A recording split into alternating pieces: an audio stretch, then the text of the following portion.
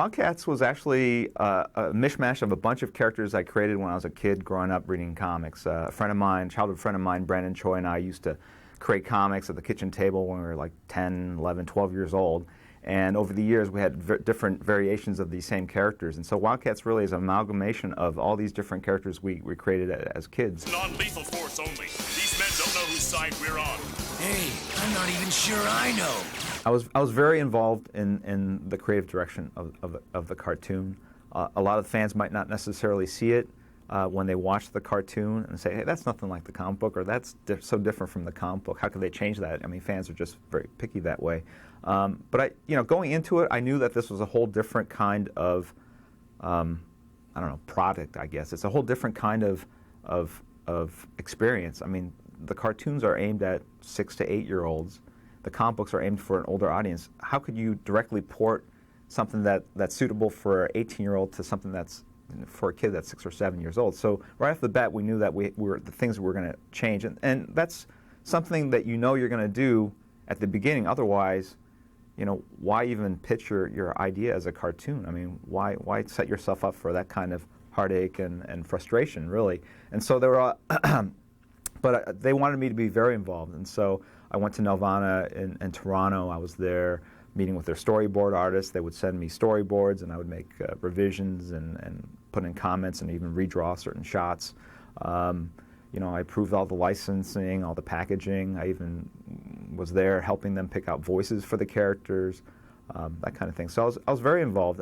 It just,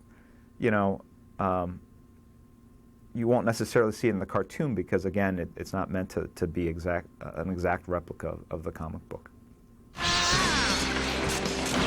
When I heard that Nelvana wanted to make a cartoon based on my comic book, Wildcats, it was, I had mixed feelings because one, the comic book is a little darker than your normal Saturday morning fare.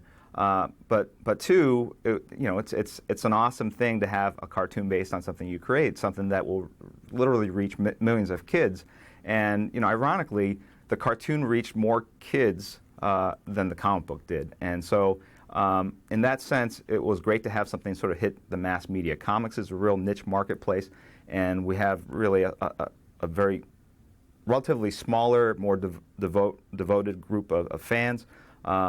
But to go out and be in the mass market, it's an exciting thing. It's a whole different kind of experience. Join the Wildcats and see the world. Didn't realize I was going to be seeing it so up close and personal. The way of the warrior is not an easy one. I would say I have different favorite characters. So there are some you just like for their personality, others you like because of their costume and the way they look visually.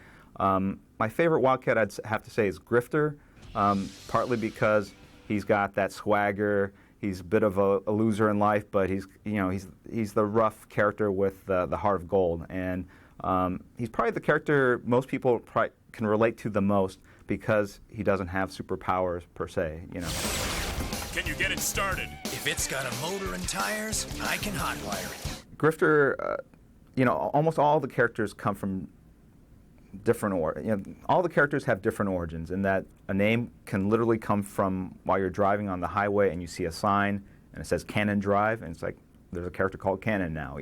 Grifter, there was a movie called Grifters, and I'd never heard that term before, and then when I looked it up and learned what that meant, I was like, wow, what a great name for a character, because the best names are the ones that give you a sense of sort of the moral aspect of the character, what the character can do power-wise, or the personality of the character, and Grifter being a con man, also kind of sounds like Drifter, and so there's all these great things that are happening with the name, and so it really was a character that was sort of a loser in life, didn't have a lot of great things happening in his life, but always seemed to come out on top, and that's a character that I think a lot of people can identify with. Now you're talking my language. Warblade actually is a real interesting character because it's a fusion of a childhood concept and something we saw in Terminator 2. Computer graphics had gotten to the point where they could take a pool of like silver and morph it into this human figure, and it's like, wow, that's really awesome. Why not be able to do that and create blades off your fingers. And so it was a way of doing a more organic kind of mechanical character. In the old days, claws would pop out, like there'd be little cylinders or jet packs, that kind of thing. Whereas Warblade was sort of a living, breathing, organic weapon. And so I think advances in computer technology allowed us to sort of envision that character, which is usually the other way around. If that flame reaches them, this whole place will go up. I've got to stop it. Spartan really is, he's like the classic leader of a superhero group. He's cold, calculating, a little emotionally distant, and we took that to the extreme. I mean, he's an android robot, so obviously, if he has emotions, they're programmed in, and so that's really where he comes from. Wait for a sign. How will we know it? I get the feeling there won't be much doubt. What's interesting is that when we, the cartoon, Saturday morning, so it's really aimed at young kids, and the comic book is aimed at older teens. So there were a lot of modifications, and we had to adapt a lot of the characters. Obviously, Voodoo was a character that we had to change, but we still wanted to have a character that seemed a little lost and innocent in a way, and so. She became this orphan that the Wildcats had to rescue. And in the comic book, she's an entertainer that the characters have to find and rescue from, her, I guess these assassins. Let's play soldier. Maul is a character that was originally called Tusk when we were kids, because he had these two horns that came out of his back. And then when I worked at Marvel, I think it was for X Factor, we created a group of supervillains, and we needed names. And so you end up cannibalizing your memories, really, for your work. And so we used the name Tusk for a character that looks very different. And so we had to come up with a whole different name, and we came up with Maul and different powers. So, these characters aren't exactly the same as the ones we created when we were kids, but really characters that...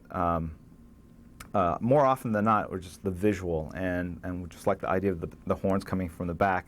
I don't know, they really serve no function, but, and then because he's a big bruiser and a fighter, again, the name gives you a sort of the sense of who the character is, what his powers may be.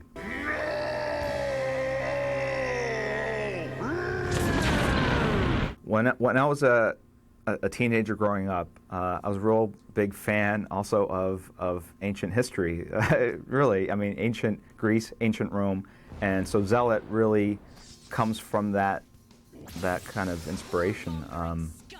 Obviously, the Amazons on Themyscira, that kind of idea of a female warrior.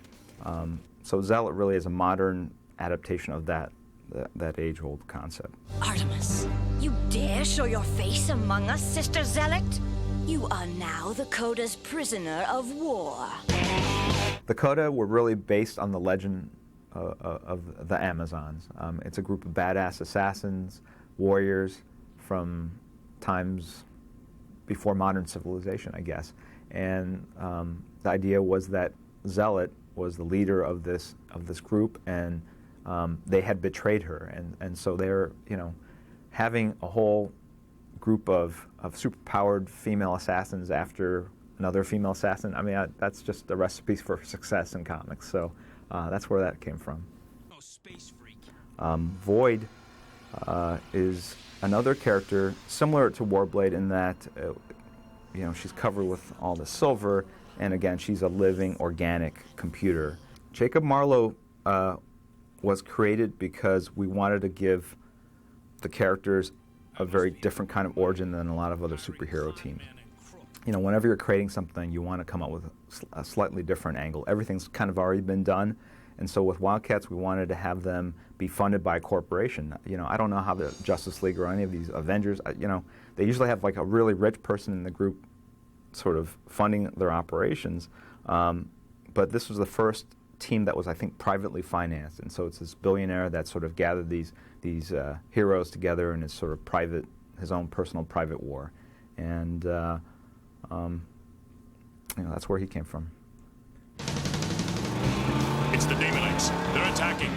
Time to roar, Wildcats! I think it would have been hard to let go of the Wildcats when it was all said and done, if that was my only project. I think when Image Comics was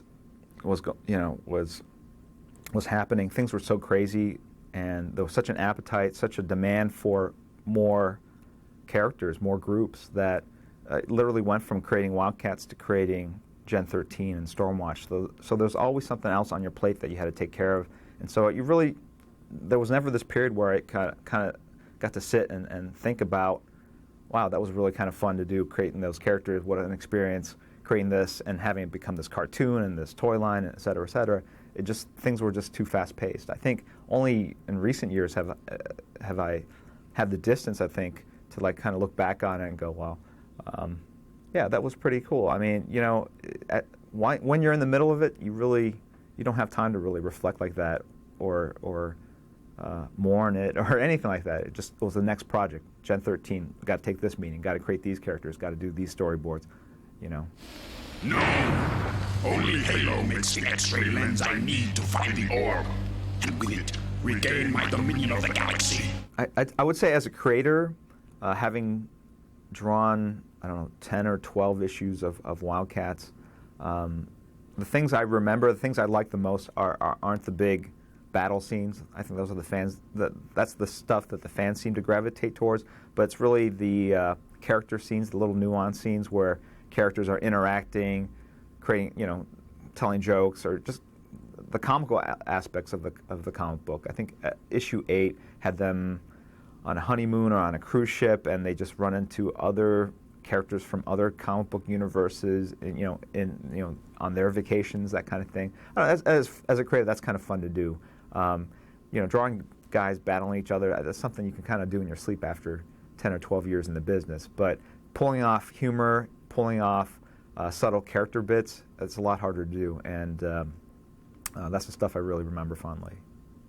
This is my destiny, to destroy the Daemonites! I think one of my favorite episodes, I think it's episode 8 or 10 or something like that. It's the one where the Black Razors come back and they're trying to grab Grifter. The Black Razors are the secret spy organization that Grifter left, and they're trying to bring him back into the fold. And I like that because it was a little bit of a heavier storyline, and it mirrored more some of the stuff that was going on in the comic book. It's time to roar! Issue 1 of Wildcats took me, I'd say, 3 months, which is probably 2 months more than the norm. Usually try to draw a 22-page comic book in 1 month. But because it was the first issue, and plus we were starting up our own company, Wildstorm, there were all these other business things going on. So I didn't have time to sit down at the drawing table every day like I normally would. So the first issue didn't take that long. In comparison to the subsequent issues, I think the 4th issue might have taken a year to draw, because as the comics came out and as Image Comics got bigger, and there were all these other business things that came up, movie, toy meetings, that kind of thing, and they were just all distractions from sitting down and doing the work. So, but normally you try to do a comic book in, a month. Don't get too used to that trophy, John boy. The greatest thing about the job I have, and this sounds like a cliche, but it really doesn't feel like a job to me. I pretty much work every day. I work all sorts of crazy hours. I work all night. It's not like I've had real jobs. I've had jobs working in warehouses, digging ditches, delivering pizza. I know what a real job feels like, and this stuff, you're sitting around drawing characters, punching each other, lifting up buildings, zooming through galaxies. I mean, this really is, it's all about creativity. It's all about imagination, whether you can bring that to a piece of paper. And to me, that's not a job. That's a life mission, and so that's the best thing about it. And luckily, I can make a living doing this. And the other great thing is I never feel like I have a boss. I mean, obviously I do within the structure of my company, that kind of thing. But when I create something, when I'm drawing comics, the ultimate boss is like the reader, and it's a very different kind of relationship than I think most people in regular jobs have, where they're worried about their, raises or, their write-ups, that kind of thing. So it's very different.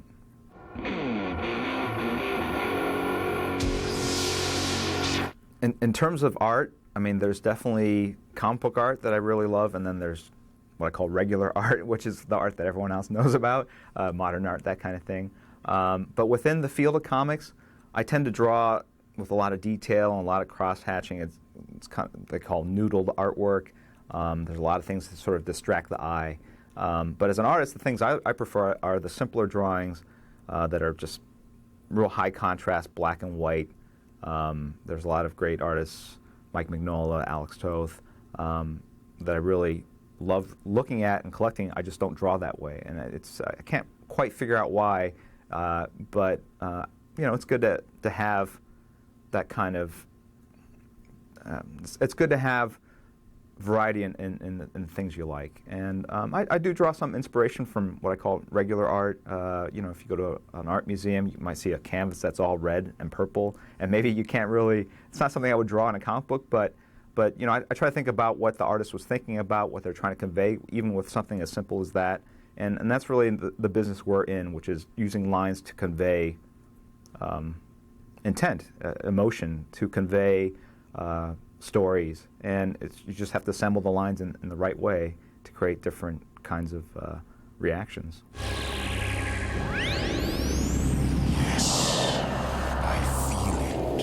On Wildcats, I was the sole artist. For the most part, I think there were only a couple instances in my career where I had sort of someone help me with backgrounds. But even then, I found that generally it doesn't save me that much more time, in that I can usually draw faster than the assistants. Usually, if you find an assistant, they're young artists that haven't had a lot of experience, and they'll draw something, and you have to go back in and edit it and change it and ask them to make changes, that kind of thing. Whereas if you just do it yourself, you just nail it on the first try. And so, for the most part, I really tried to draw all the work myself. And Wildcats was something that I did, from start to finish.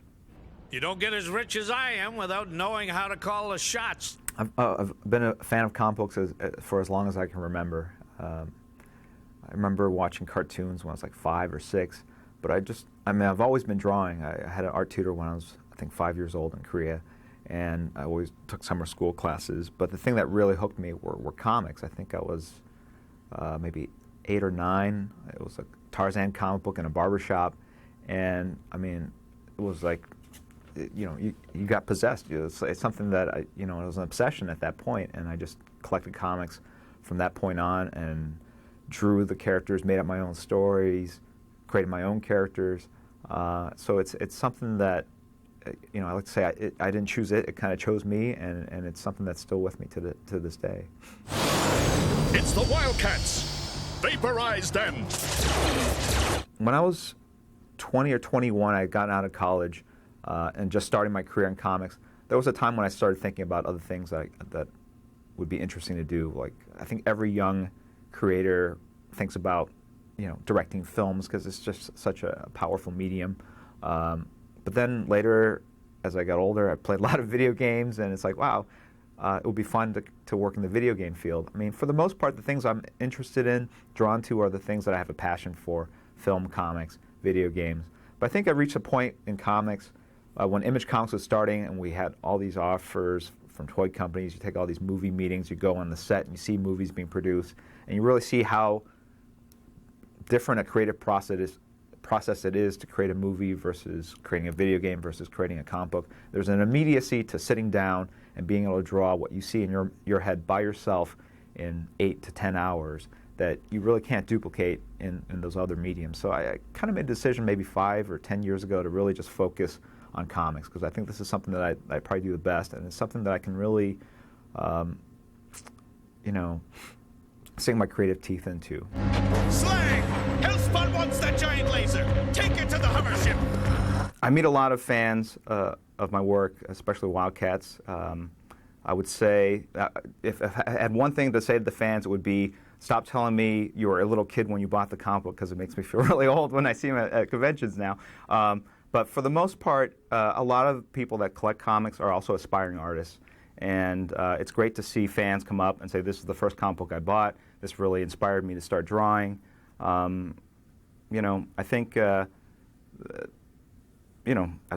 thanks, really. The fans are really what makes comic books happen. I mean, it's a small marketplace. Comics would not exist without the fans. There's a real direct interaction between the fans and the professionals in this business. It's not like you have a lot of handlers or it's hard to get a hold of creators. I mean, the creators are very accessible in comicdom, and it's great to be able to interact with the fans because you get direct feedback on the work you're producing. And it's one of the reasons I got into comics versus, let's say, commercial art. I meet a lot of fans that want to break into comics and become professionals. If you're a writer, I would say read a lot of books. But if you're an artist, draw a lot from life. Unfortunately, a lot of comic book fans that want to draw comics just draw superheroes. I mean, that's all they really enjoy drawing. They don't enjoy drawing cars or people in normal clothes or buildings. But if you look at a comic book, you definitely see the superheroes, but what a lot of fans don't see are the props, the backgrounds, the people in normal clothing, the perspective. And you really need to learn all that because we're not in the business of drawing superheroes. We're really in the business of telling stories. And to be able to tell a story, you need to be able to draw everything. And I think some fans that want to break into comics get really too narrowly focused on just drawing, the superhero looking all tough, and really forget about storytelling and drawing perspective and drawing, creating a real, making the drawings feel like reality to the reader. And to be able to do that, you need to know how to draw horses, cars, buildings, the Statue of Liberty, whatever. And really to broaden your horizons. Go to art school, draw from life. You never know. I mean, when you get older, your interest in comic books might diminish, and you can end up an incredible sculptor or someone that does incredible packaging for dog food. There's all sorts of awesome possibilities. Destroy the Wildcats now! Our business is a very small, intimate business, and there's a lot of interaction between creators and fans. And what other businesses or entertainment fields can you go to a convention and meet your favorite writer, artist, and actually sit there and talk to them fairly, without being shooed away by security? And that's really what we have in comics. So, if you're a fan of Wildcats the cartoon or a fan of Wildcats the comic book, I mean, look in the newspaper, check online, find a comic book convention, and really, explore the world of comics because it's a lot of fun. Hey guys, just thought I'd cut in. People ask me all the time, like, what's your favorite comic book that you worked on, or what's your favorite character? And it's really like, a parent, talking about their kids. You really can't have a favorite. I think the favorite project you have is the one that's literally on your drawing table at the time. And so, otherwise, why would you spend the time doing it? Why would you basically stay up all night drawing these characters if this is something that you consider to be sort of your secondary, tertiary work? Wildcats to me will always hold a special spot, though, because it was the very first project I created for Image Comics.